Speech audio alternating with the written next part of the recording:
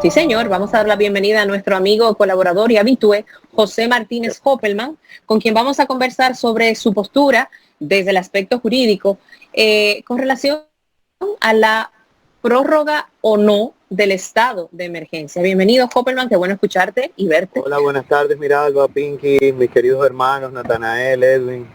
Cuéntenme. Cuéntame.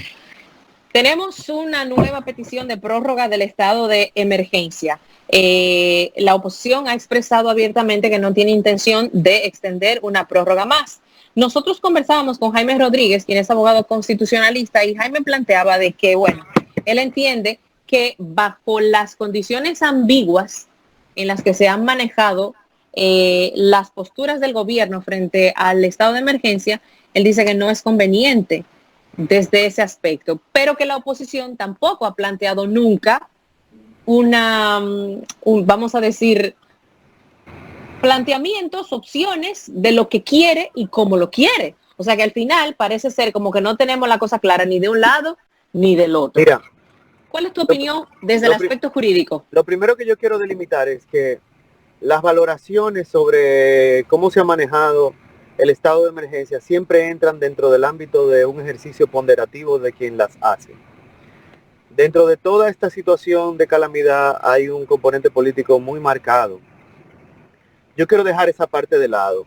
Esa es la fatalidad. Y quiero, antes de responder si desde mi óptica jurídica procede o no, quiero determinar si todavía existen las mismas condiciones sanitarias que dieron lugar a la aprobación del estado de emergencia inicialmente. ¿Existen? Sí, sanitaria sí. Lo que la oposición plantea es que la ambigüedad en las posturas, en las cosas que plantea el Estado, permite que el Estado haga proselitismo abierta y francamente con la situación. Pero eso es una cuestión de carácter ponderativo de parte de quien las hace. El estado de emergencia fue decretado por una cuestión de salubridad, de salud, un estado de emergencia de salud que ni siquiera está bien descrito en la Constitución de la República y en la ley que regula los estados de excepción. Entonces, existe ese riesgo, existe.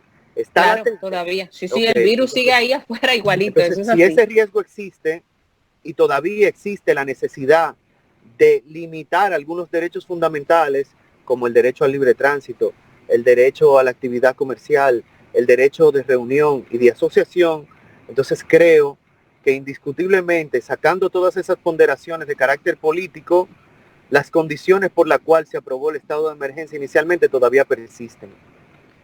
Ahora yo me pregunto, ¿cómo sería posible para la sociedad el prohibir las aglomeraciones de personas en actividades culturales o centros nocturnos, o prohibir los restaurantes durante cierto tiempo, o los cines, o los teatros, o los conciertos sin la declaración del estado de emergencia? No hay fórmula jurídica posible de los hoteles que permita hacer eso. Entonces, yo no puedo tomar una decisión que yo pondero que no es correcta para entonces sacrificar una realidad que nos da de frente en la nariz, y es que todavía el COVID-19 existe y la Constitución de la República es clara para proteger al Estado, que somos todos los dominicanos, no el gobierno, de una situación que pone en riesgo la propia existencia de la nación. Entonces, ¿cómo yo ahora, cuando hay más infectados que nunca, voy a decir que no existen motivos para no aprobar una extensión del estado de emergencia? Creo que es un argumento muy ambiguo, muy débil y que tiene una connotación marcada de carácter político. Este es un estado que debe mantenerse para evitar que las personas se aglomeren, limitar el tránsito en ciertas horas y paulatinamente permitir ir abriendo la economía de forma gradual que nos permita soportar el embate de los contagios. Pintor hablaba hace poco de cómo el gobierno había tratado ese tema en España y que en el caso de España habían sido muy específicos. Quizás aquí no tanto. Pintor, refréscanos esa parte. ¿Cómo lo ha hecho el gobierno en España? Con el estado de alarma, se llama en España, pero en concepto es lo mismo. ¿Cómo lo han hecho en España? Bueno, de entrada hay una parte que es muy similar a la de aquí. El presidente del gobierno tiene que plantearle a la Cámara de Diputados, es un estado parlamentario, tiene que plantearle pues el tiempo que necesita de días que él entiende oportunos para ese estado.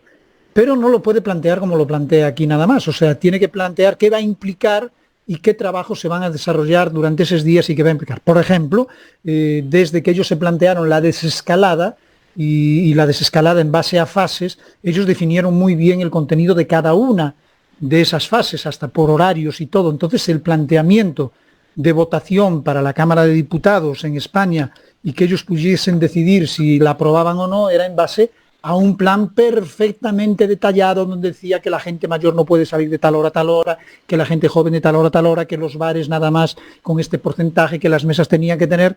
Entonces, son votaciones como muy concretas. No es yo planteo un estado de emergencia donde yo después voy a tomar las medidas que yo considero oportunas. No se plantea de esa forma. Incluso la oposición puede hacer propuestas, está bien, yo te acepto lo tuyo, pero tienes que plantearme un plan de cogobernabilidad, donde los presidentes de las comunidades autonómicas puedan decidir en su comunidad autonómica tal cosa, tal cosa, tal cosa, tal cosa. Y entonces van cediendo y van aportando ideas hasta que se ponen todos de acuerdo y le aprueban al presidente del gobierno ese plan de emergencia por esos días, que evidentemente cuando se acaben tendrá que volver y tendrá que decir, bueno, todo lo que nosotros hemos hecho ha funcionado hasta aquí, esto no, como esto no ha funcionado, planteamos ahora esto y necesitamos esto de ustedes. Y por eso vemos muchas veces en la televisión, qué bueno que un gobierno como el de España pondera las cosas que no han funcionado y trata de corregirlas. Aquí lo que no ha funcionado no solamente se critica, sino que se crucifica por equivocarse. Aquí todos estamos aprendiendo en prueba y error, José Enrique. Aquí no hay una fórmula preestablecida, descrita para lograr sortear esta calamidad. Bueno, pero sabes que sí tenemos, José, que va en consonancia con lo que tú estás diciendo. Sí nosotros podemos mirarnos en lo que ha sucedido antes que nosotros en otros países. Y yo creo que eso no lo hicimos. Porque si hubiésemos visto, por ejemplo, todos los planes de desescalada que se hizo en Italia, o por ejemplo que se hicieron en España, nosotros pudimos haber dicho, bueno, pues de repente a toda nuestra gente mayor la podemos proteger más que a otras personas. Entonces podemos dictar una serie de normas para las personas mayores de 60 años, quizá obligándolas a que se queden en sus casas, dejándolas salir a pasear 1 hora al día, y de repente eso nos permite pues abrir una serie de establecimientos comerciales, porque sabemos que ya este sector de la población más vulnerable no les va a acertar el COVID porque los tenemos recluidos y por ende el sistema sanitario con este tipo de personas no se va a colapsar y va a morir menos gente que es de ese grupo de personas. Entonces, todo ese tipo de cosas podemos aprenderlas de planes o estados de emergencia de otros países. Y me da la impresión de como que no, ¿entiendes? De que nos cerramos en el toque de queda y decimos, bueno, pues ya está. Entonces viene la queja de los comerciantes, viene la queja de los restaurantes, vienen las quejas de los bares. Por ejemplo, aquí se habló y se tiró un decreto bajo el estado de emergencia con establecimientos que pueden abrir y que no pueden abrir. Pero no pasó de ahí el decreto, no se organizó nada más. Y de ahí vienen confusiones como las de IKEA. ¿Por qué IKEA no puede despachar vía online? Bueno, pues eso es producto, esa confusión de proconsumidor es producto de que se quedó todo en el decreto. ¿Entiendes? Porque de repente a estas alturas estamos viendo establecimientos mucho más peligrosos a nivel de contaminación sanitaria que un restaurante. ¿Me explico? Porque de repente ahora mismo un banco es mucho más peligroso que un restaurante que coja y decida abrir con 1/3 de sus mesas.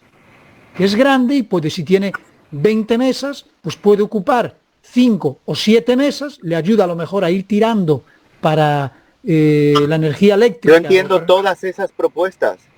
Lo que no entiendo es cómo se pueden materializar sin estado de emergencia.